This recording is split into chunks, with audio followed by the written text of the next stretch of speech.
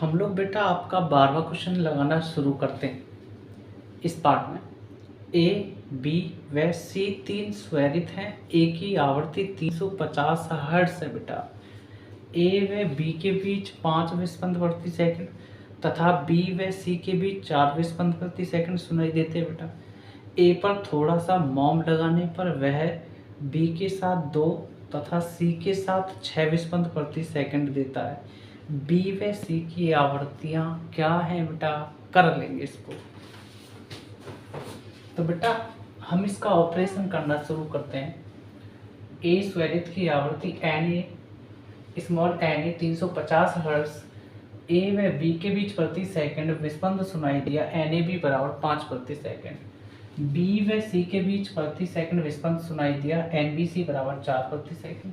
ए पर थोड़ा सा मॉम लगाने पर वह बी के साथ प्रति सेकंड विस्पंद देता है, मतलब एन बी बराबर 2 प्रति सेकंड। सी के साथ प्रति सेकंड विस्पंद देता है। एन सी बराबर 6 प्रति सेकंड। बी व सी की आवृत्ति एन बी व एन सी का मान बराबर क्या हमको पता करना है। तो सबसे पहले हम लोग क्या करेंगे बेटा, स्वरित बी की आवृत्ति एन बी बराबर पता कर लेते हैं। फॉर्मूला होता है N A plus minus N A B capital. देखो एन बी एन ए क्या है आपका 350 hertz plus minus N A B capital क्या है आपका 5 प्रति सेकंड। और मैं एक चीज़ बता दूं बेटा, हर्ट्ज को हम लोग 1/सेकंड लिख सकते हैं बेटा, क्योंकि हर्ट्ज बड़ा भाई होता है 1/सेकंड का, तो इसकी जगह आप हर्ट्ज लिख सकते हैं। तो एन बी बराबर 350 हर्ट्ज प्लस माइनस 5 हर्ट्ज बेटा। एक बार प्लस चिन्ह के लिए चलेंगे और एक बार माइनस चिन्ह के लिए। तो 350 हर्ट्ज, तो एक बार प्लस ले लेंगे 5 हर्ट्ज, और दूसरी कंडीशन में एक बार माइनस ले लेंगे हम लोग बेटा। तो 350 हर्ट्ज माइनस आपका बेटा 5 हर्ट्ज। दो चिन्ह थे ना प्लस माइनस, इसलिए एक बार प्लस एक बार माइनस। उसके बाद एन पी बराबर 350 और 5 355 हर्ट्ज आ जाएगा बेटा आपका। तो एन बी बराबर, दूसरा आंसर 350 में से घटा लो तो बेटा 345 हर्ट्ज आपका आ जाएगा। और बेटा हम लोग जो आंसर लेंगे ना, वो हम लोग बेटा कम आवृत्ति वाला लेंगे, क्योंकि मॉम लगा दिया गया है बेटा। जब मॉम लगाते हैं तो आवृत्ति घट जाती है, विस्पंद भी घटता है बेटा। ठीक, सेकंड कंडीशन में जब मॉम लगा हो तब स्वरित ए पर स्वरित बी की आवृत्ति एन बी बराबर 345 हर्ट्ज लेंगे, कम वाली वैल्यू। ठीक, ए की नई आवृत्ति एन ए डैश बराबर N B plus minus N B पता कर लेंगे। तो हम कह सकते हैं कि N A base N B का मान 345 hertz plus minus N B capital क्या है बेटा, एन बी कैपिटल हमारे पास है 2 प्रति सेकंड। तो 2 प्रति सेकंड, सेम सिस्टम वही है यहाँ की जगह।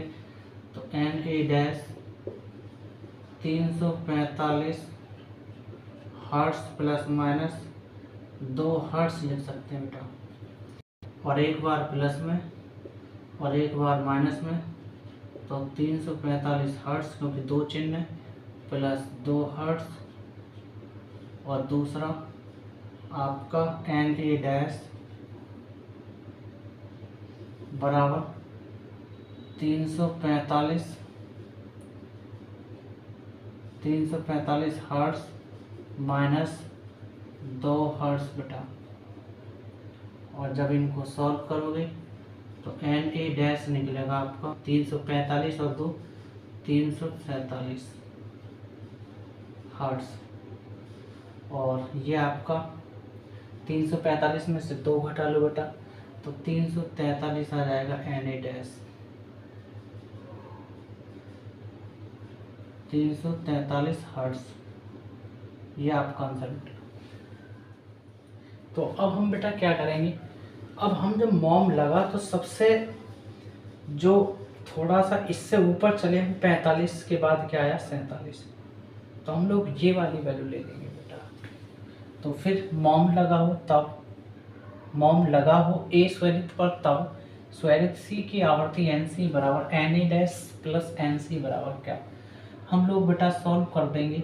एन ए डैश अभी जस्ट निकाले 347 हर्ट्ज बेटा, तो 347 हर्ट्ज रख लेंगे प्लस माइनस, और एन सी का मान हम लोग बेटा आपका रखेंगे क्या, एन सी का मान 6 प्रति सेकंड बेटा। तो एन सी 347 प्लस माइनस, एक मिनट बेटा, 347 हर्ट्ज प्लस माइनस 6 हर्ट्ज लिख सकते हैं, एक बार प्लस चिन्ह एक बार माइनस चिन्ह, तो 347 हर्ट्ज प्लस 6 हर्ट्ज और एक बार 347 हर्ट्ज माइनस 6 हर्ट्ज, तो एन सी बराबर 347 और 6 कितना हो जाएगा बेटा 353, तो 353 हर्ट्ज, और दूसरा एन सी बराबर 347 में से 6 घटा लो 341 हर्ट्ज आपका बेटा आंसर हो जाएगा। और हमारा जो आ रहा है वो आपका 341 हर्ट्ज आ रहा है, और इधर आपका 345 हर्ट्ज, और यही आपका आंसर है बेटा।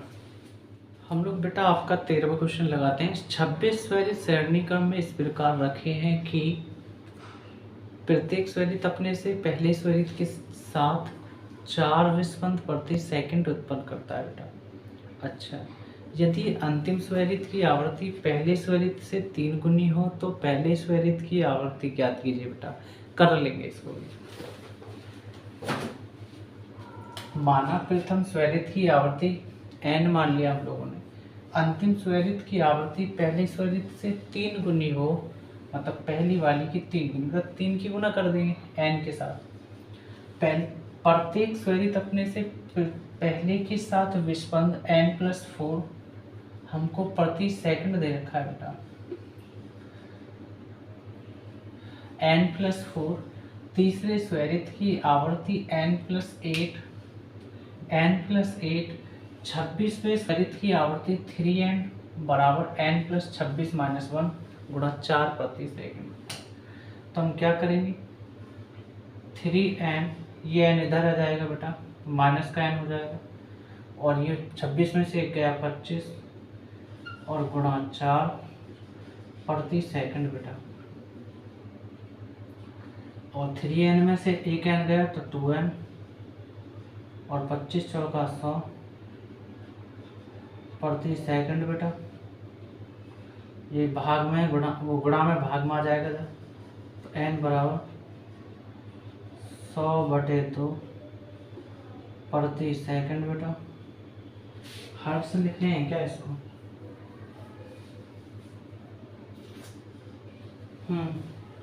हर्ट्ज लिखते हैं बेटा हम लोग। बेटा हर्ट्ज जो होता है वो 1/सेकंड के बराबर होता है, सबको पता। तो इसको कट कर लेंगे 50 बार, तो n इक्वल 50, 1/सेकंड को आप बेटा हर्ट्ज कह सकते हैं, हर्ट्ज। तो इसको थोड़ा सा आप n इक्वल 50 हर्ट्ज आपका आंसर आ जाएगा इस क्वेश्चन का बेटा। निकालते हैं 14वां कहता है बेटा 16 स्वरित द्विभुजों को आवर्ती के बढ़ते क्रम में रखा गया है। कोई भी 2 क्रमागत द्विभुज एक साथ बजाए जाने पर 8 विस्पंद प्रति सेकंड उत्पन्न करते हैं बेटा। अच्छा, यदि अंतिम द्विभुज प्रथम का अष्टम स्वर ऑक्टेव नॉट हो तो प्रथम द्विभुज की आवृत्ति ज्ञात कीजिए बेटा। इसको भी कर लेंगे हम लोग। माना पहले स्वरित की आवृत्ति n, अंतिम स्वरित की आवृत्ति 2n, 16वें स्वरित के 15 जोड़े होंगे, प्रत्येक जोड़े में आवृत्ति का अंतर 8 हर्ट्ज दे रखा है बेटा। हम लोग n, n+8, 16, 24 इस तरीके से हमारा चलता रहेगा बेटा। 8 3 24, 8 चौक 32, 4 5 40, 8 6 48 इस तरीके से डॉट डॉट 16वें स्वरित की आवृत्ति कैसे निकालेंगे? 2n बराबर n प्लस 16 माइनस 1 गुणा 8 हर्ट्ज। ठीक, तो आपका 2n, ये n प्लस में इधर आके माइनस में हो जाएगा, और उधर 16 में से 1 गया 15, तो 15 हर्ट्ज हो जाएगा। 15 हर्ट्ज नहीं, 15 गुणा 8 हर्ट्ज। और उसके बाद बेटा एक 2n में से 1 n गया तो 1 बचा, और 15 अट्ठे 120, तो 120 हर्ट्ज आपका आंसर आ जाएगा इस क्वेश्चन का बेटा। ये बहुत छोटे छोटे क्वेश्चन है बेटा। हाँ, तो बेटा हम लोग 15वां क्वेश्चन लगाते हैं आपका। 27 सेंटीग्रेड पर एक वायु स्तंभ और स्वरित एक साथ ध्वनित करने पर प्रति सेकंड 5 विस्पंद बीट्स उत्पन्न करते हैं। आगे स्वरित की आवृत्ति वायु स्तंभ से कम है, -3 सेंटीग्रेड पर कोई विस्पंद नहीं सुनाई देता। स्वरित की आवृत्ति ज्ञात कीजिए। बेटा कर लेंगे इसको भी हम लोग। बेटा हम लोग करते हैं उसको। प्रारंभिक ताप T 27 सेंटीग्रेड हमको दे रखा है, 27 सेंटीग्रेड। इसको केल्विन में चेंज करना हमारा जन्मसिद्ध अधिकार है बेटा। 27 प्लस 273 मतलब 300 केल्विन में बदल जाएगा।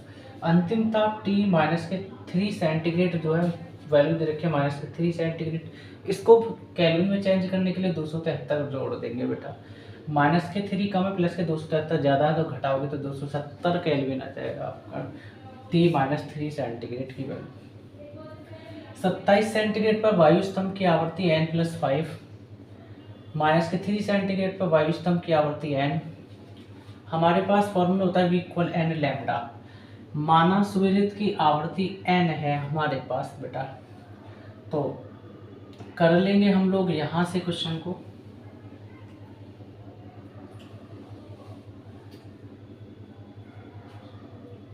तो पहले इसको चलते हैं। V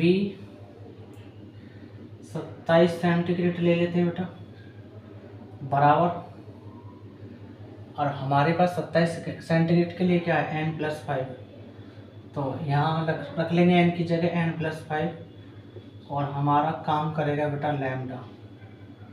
ये समीकरण नंबर हो जाएगी फर्स्ट। अब आते हैं 3 सेंटीग्रेड के लिए, है ना, मतलब V -3 सेंटीग्रेड के लिए, और n की जगह n ही काम कर रहा है। -3 सेंटीग्रेड पर वायु स्तंभ की आवृत्ति n ही रख देंगे।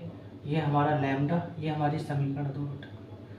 समीकरण 1 में समीकरण 2 का भाग देने पर बेटा V 27 centigrade divide by V -3 centigrade, आपका n+5, यह आपका lambda divide by n lambda, lambda से लैम्डा कैंसिल। V 27 सेंटीग्रेड बेटा, V -3 सेंटीग्रेड आपका, आप n को अलग n दे देंगे, 5 को अलग n दे देंगे बेटा, है ना भाई। एक बार n को दे देंगे अलग, एक बार 5 के नीचे n दे देंगे, तो n से n कैंसिल एक बार।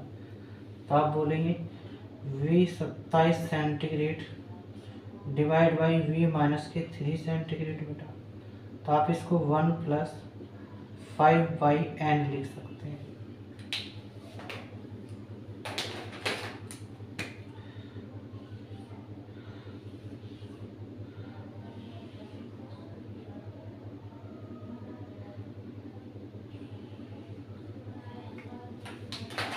अब हमारे पास V प्रोपोर्शनल T होता है फॉर्मूला, तो V 27 centigrade upon V -3 centigrade बेटा, रूट में T 27 centigrade upon T upon -3 centigrade बेटा।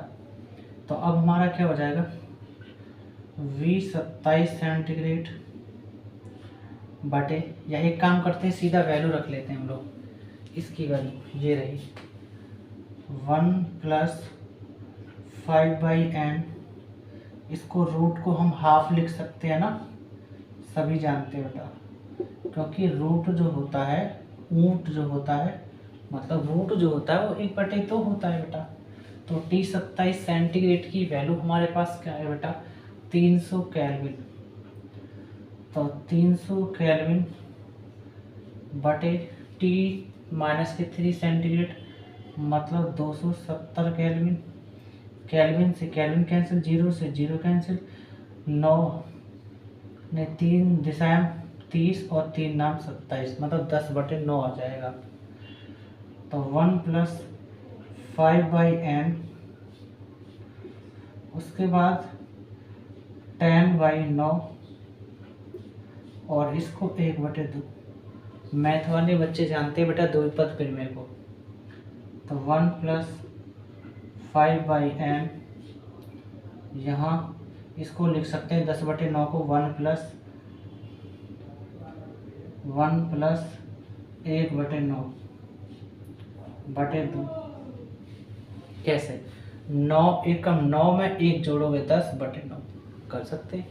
और हम लोग जानते हैं बेटा द्विपद प्रमेय, द्विपद प्रमेय से क्या 1 + 5/n 1 + 1/9, ये जो पावर है ये गुणा में हो जाएगी इसके साथ, इस तरीके से।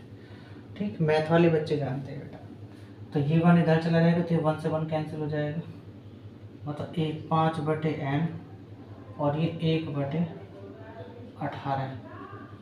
कैंची गुणा कर देंगे 18 × 5 = 90 और n की गुणा उधर करेंगे तो n, मतलब n आपका 90 हर्ट्ज आ जाएगा।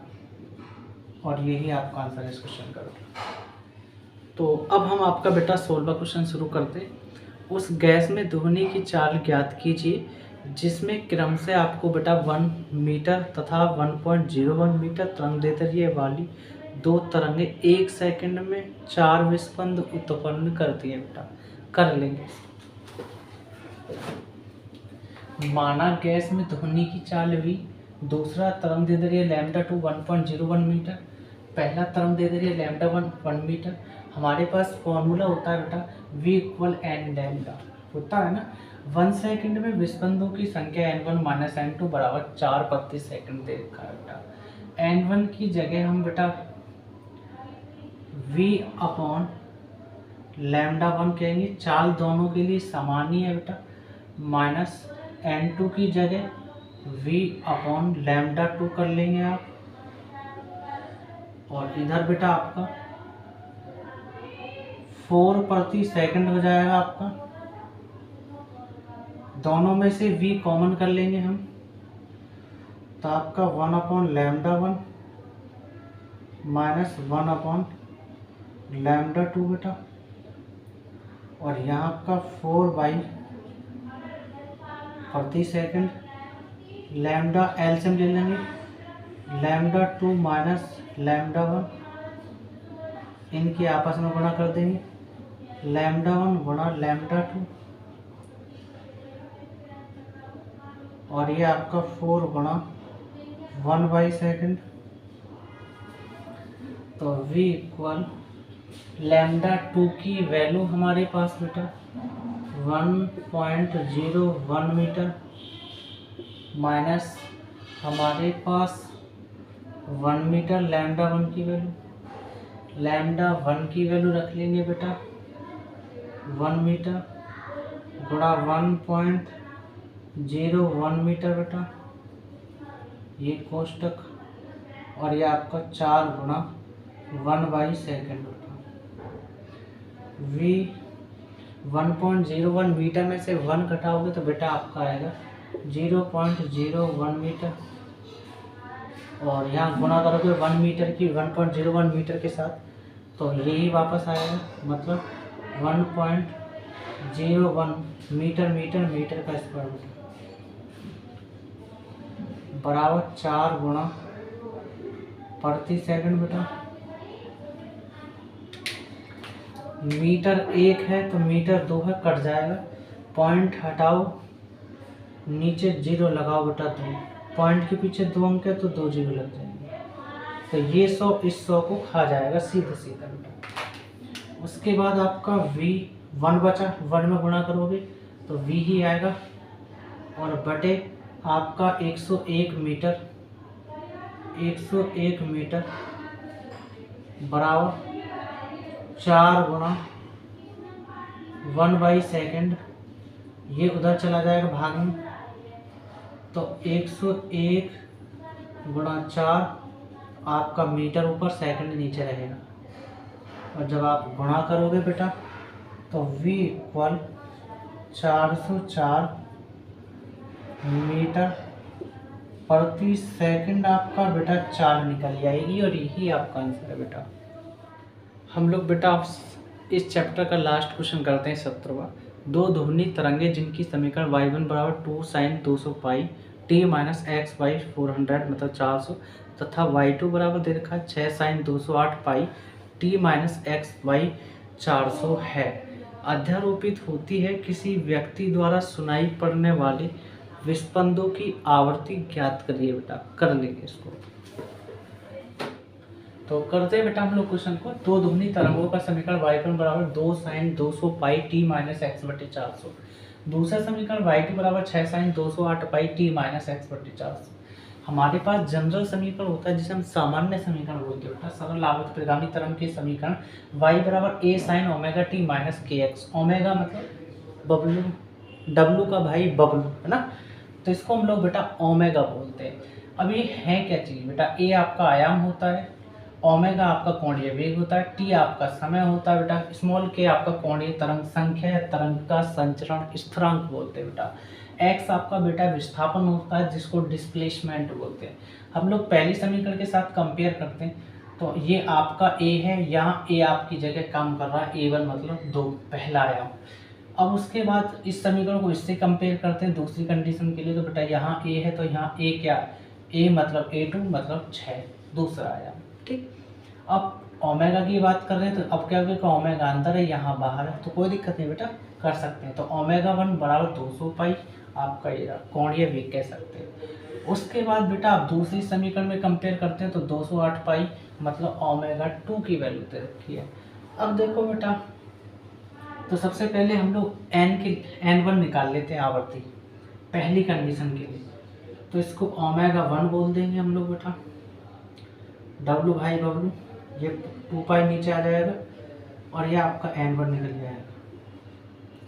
ओमेगा 1 की वैल्यू 200 पाई बेटा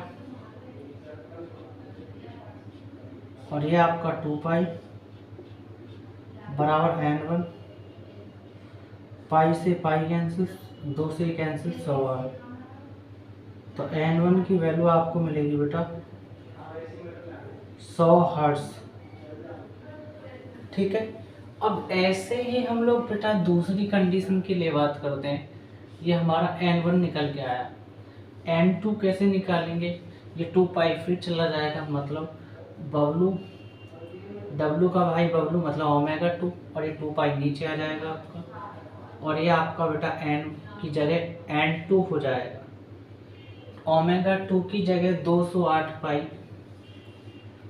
208 पाई और ये 2 पाई आपका नीचे है ही ऑलरेडी और ये आपका n2, पाई से पाई कैंसिल, इसे कट कर लेंगे 208 को 2 से, तो बेटा 104 आ जाएगा आपका। तो 104 हर्ट्ज n2 का मान बेटा, मतलब दूसरी आवृत्ति कह सकते हैं। तो 104 हर्ट्ज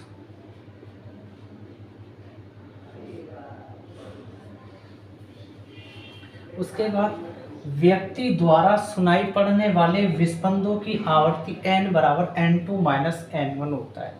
ठीक है, अच्छा n1 माइनस n2 बोल दो, n2 माइनस n1 बोल दो, कोई दिक्कत नहीं बेटा। कैपिटल N इक्वल n2 की जगह 104 हर्ट्ज रख देंगे बेटा, 104 हर्ट्ज माइनस n1 की जगह आप बेटा 100 हर्ट्ज रख सकते हैं, और जब आप घटाओगे तो 104 हर्ट्ज ज़्यादा है, 100 माइनस के कम है, तो आपके प्लस के 4 हर्ट्ज आवर्ती आपका आंसर आ जाएगा इस क्वेश्चन का बेटा।